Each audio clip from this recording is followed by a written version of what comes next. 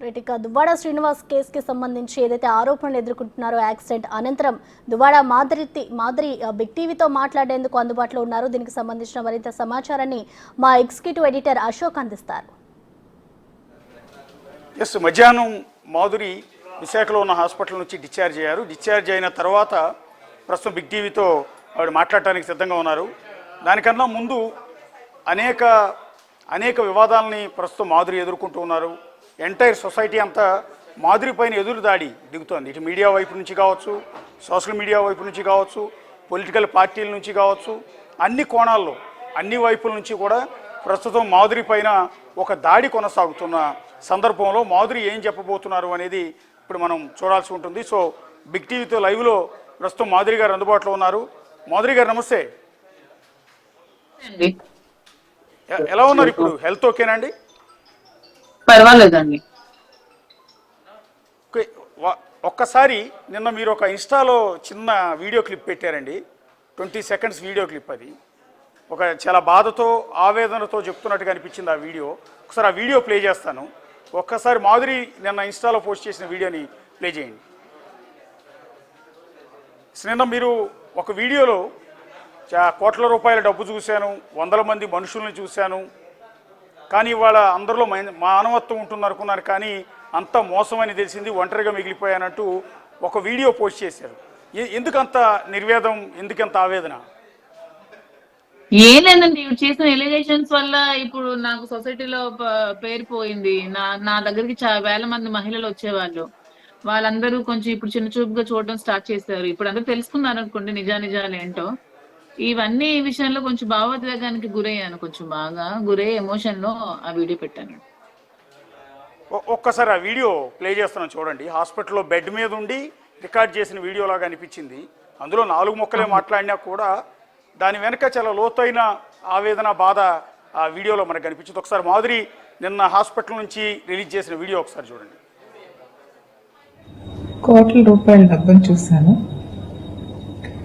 నా చుట్టూ వందల మందిని చూశాను. మనుషుల్లో మానవత్వం ఒక్కటే ఉంటుందని నమ్మాను, కానీ మనుషుల్లో ఒక మోసమే ఉంటుందని తెలుసుకున్నాను. అందుకే ఈరోజు పట్టుగా మిగిలిపోయాను. కోట్ల రూపాయల డబ్బును చూశాను, నా చుట్టూ వందల మందిని చూశాను. మనుషుల్లో మానవత్వం ఒక్కటే ఉంటుందని నమ్మాను, కానీ మనుషుల్లో ఒక మోసమే ఉంటుందని తెలుసుకున్నాను. అందుకే ఈరోజు పట్టుగా మిగిలిపోయాను. సది అంటే మనుషుల్లో మానవత్వం మాత్రమే ఉంటుంది అనుకున్నాను, కానీ మోసం మాత్రమే ఉంటుందని తెలిసి ఒంటరి అయిపోయానంటూ ఉన్నారు. ఎవరు మోసం చేసిందంటే వాణి గురించేనా? మరి క్లియర్ గా ఉంది కదండి, వాణి కోసం నమ్మి రాజకీయాల్లోకి వచ్చాను, నమ్మి నేను డబ్బులు పోగొట్టుకున్నాను, నమ్మి నా లాస్ట్ కి నా జీవితాన్ని స్పాయిల్ చేసుకునే స్థితికి తీసుకొచ్చాను. మరి వాణి గురించి కాకపోతే ఇంకెవరి గురించి అండి? అంటే మానవత్వం లేని మనిషిగా ఆవిడ నాకు అనిపించింది. అంటే ఇవాళ మీరు ఒంటరిగా మిగిలిపోయింది ఏముంటుంది? మీరంటూ నమ్మిన మనుషులు ఉన్నారు, మీ ఫ్యామిలీ ఉంది, కుటుంబ సభ్యులు ఉన్నారు. ఒంటరిగా మిగిలిపోయేది ఏముంది? ఈరోజు మీరు పోరాటం చేస్తున్నారు. అంటే ఇప్పుడు వాళ్ళ ఫాదర్ లాగా, వాళ్ళు ఫ్యామిలీ లాగా రోడ్ ఎక్కే చీప్ మనుషులు మా ఫాదర్ వాళ్ళు కాదండి. మా ఫాదర్ వాళ్ళు కొంచెం పరుగుల మనుషులు. అందుకే ఇప్పటి వరకు మీడియా ముందు కూడా వాళ్ళు ఎక్కడికి రాలేదు. చాలా మంది మీడియా మిత్రులు కూడా చాలా మంది వెళ్ళారు మా ఫాదర్ దగ్గర, కానీ వాళ్ళు రావడానికి కూడా ఇష్టపడలేదు. ఎందుకంటే వాళ్ళు కొంచెం ముందు నుంచి మంచి ఫ్యామిలీ వాళ్ళు, పరుగుల కుటుంబం. సో వాళ్ళెవరూ కూడా మీడియా ముందుకు రావడానికి కూడా ఇష్టపడలేదు. సో వాళ్ళందరూ కూడా కొంచెం దూరం అయ్యాను కదా. వాళ్ళందరూ ఇప్పుడు అందుకే కొంచెం మానసికంగా కొంచెం కృంగిపోయి భావోద్వేగానికి గురై అది పెట్టి. ఇంత జరిగిన తర్వాత, ఇన్ని పరిణామాల తర్వాత ఎంటైర్ మీడియా మీ మీద ఇప్పటికీ దాడి చేస్తూనే ఉంది. అంటే మీకు వ్యతిరేకంగా సోషల్ మీడియా మొత్తం మీకు వ్యతిరేకంగా.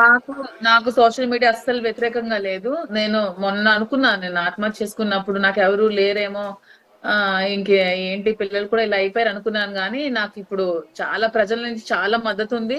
నాకు చాలా మంది ఫోన్ చేస్తున్నారు, మేడం మీరు అసలు అలా కృంగిపోకండి, మీ ధైర్యంగా ఉండండి, వి సపోర్ట్ మాధురి మ్యామ్ అని కొన్ని లక్షల మంది నాకు మెసేజెస్ చేశారు, ఇన్స్టాలో డిఎంస్ చేశారు, ఫేస్బుక్ లో పెట్టారు. డైరెక్ట్ గా మేము కావాలంటే మీ దగ్గరికి వస్తాం, మేము కలుస్తాం, మీకు సపోర్ట్ చేస్తామని చెప్తున్నారు. లీగల్ గా కూడా చాలా మంది లాయర్స్ నాకు కాల్ చేశారు, మేము సపోర్ట్ చేస్తాం, మీకు కృంగిపోవద్దు, మీ పక్క న్యాయం ఉంది, మీరు చేస్తున్న పోరాటంలో న్యాయం ఉందని నాకు చాలా సపోర్ట్ చేశారండి.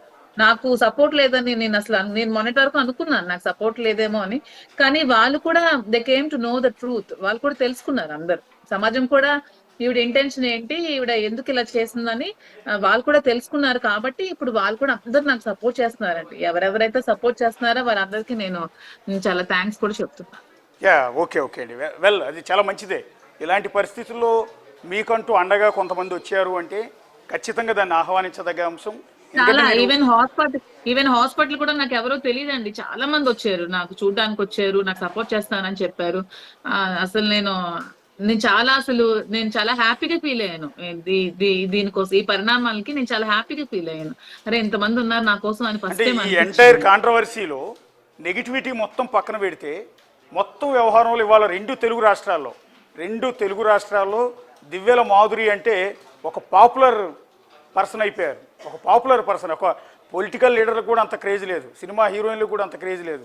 అంటే నేను అన్నది నెగిటివిటీ బాధ అంతా పక్కన పెడితే పాపులారిటీ విషయంలో కావచ్చు, చర్చనీయాంశంలో కావచ్చు, వాళ్ళు దివ్యల మాధురి అంటే తెలియని వాళ్ళు లేరు ప్రపంచవ్యాప్తంగా ఉన్న తెలుగు వాళ్ళకు కూడా. ఎలా చూస్తారు దాన్ని? నేను అలా నేను పాపులారిటీ అవన్నీ నేనేం ఫీల్ అవ్వట్లేదు. నాకు వచ్చిన ఎలిగేషన్స్ మీద నేను చాలా బాధపడ్డాను. ఈవెన్ సూసైడ్ కూడా చేసుకుందాం అనుకున్నాను. అంటే నేను ఫేస్ చేయగలను నా మీద ఎలిగేషన్స్ కి, కానీ నా పిల్లల మీద వచ్చిన ఎలిగేషన్స్ కి నేను చాలా ఫీల్ అయ్యానండి. ఆ మిస్టేక్ తో చేద్దాం అనుకున్నాను, కానీ నిజంగా అసలు నాకు ఎంత సంతోషంగా ఉందంటే, అంటే ఈవిడ చేసింది కూడా నా మీద ఎంత నెగిటివ్ గా తీసుకురావాలనుకుందో నాకు అంతే పాజిటివ్ రెస్పాన్స్ వచ్చిందో నాకు అనిపిస్తుంది. ఎవరో ట్రాల్ చేస్తే టీడీపీ వాళ్ళు ఎవరో చేయాలి తప్పితే జనాలు అయితే చాలా సపోర్టివ్ గా ఉన్నారండి. నిజంగా చెప్తున్నాను, నాకు ఎంత సపోర్ట్ చేశారంటే చాలా మెంటల్ సపోర్ట్ ఇచ్చారు, చాలా మోరల్ సపోర్ట్ ఇచ్చి, చాలా ధైర్యం చెప్పి నా దగ్గరికి వచ్చి నన్ను కలిసి, నాకు అసలు నేను ఆ నిర్ణయం ఎందుకు తీసుకున్నానో అనిపించింది. అసలు చనిపోయేంత నిర్ణయం ఎందుకు తీసుకున్నానో అనిపించిందండి. చాలా హ్యాపీ అనిపిస్తుంది నాకు నిజంగా. అదే అడుగుతున్నాను ఇప్పుడు మాలాంటి ఈవెన్ నాకు తెలంగాణ స్టేట్ నుంచి కూడా చాలా మంది ఫోన్స్ మెసేజెస్ చేశారండి. నాకు చాలా మంది ఈ రోజు నాకు తెలంగాణ స్టేట్ నుంచి కూడా, మేడం మేము కూడా మా స్టేట్ నుంచి మేము మీకు సపోర్ట్ చేస్తున్నాము, మేము ఉన్నాము మీ వైపు.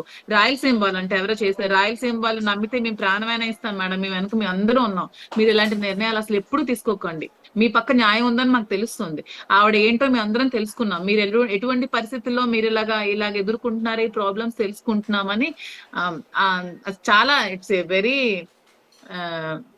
గుడ్ రెస్పాన్స్ అండి. వెరీ హ్యాపీ ఫర్ దట్, చాలా హ్యాపీగా ఉన్నాను. ఇంకా నేను ఇక నుంచి నేను దీన్ని ఇంకా పాజిటివ్ గా తీసుకుని నా లైఫ్ కి ఇంకా ముందుకెళ్ళి ఇంకా పాలిటిక్స్ లో నేను ఇంకా బాగా వర్క్ చేద్దాం అనుకుంటున్నాను. మీరు మొదటి నుంచి ఆరోపిస్తున్నట్టుగా ఇవాళ దువ్వాడ వాణి ఆమె కుమార్తె అక్కడ కూర్చుని ప్రొటెస్ట్ చేస్తున్నది భర్త దువ్వాడ సీను కావాలని కాదు కదా, ఆస్తి కావాలని కదా.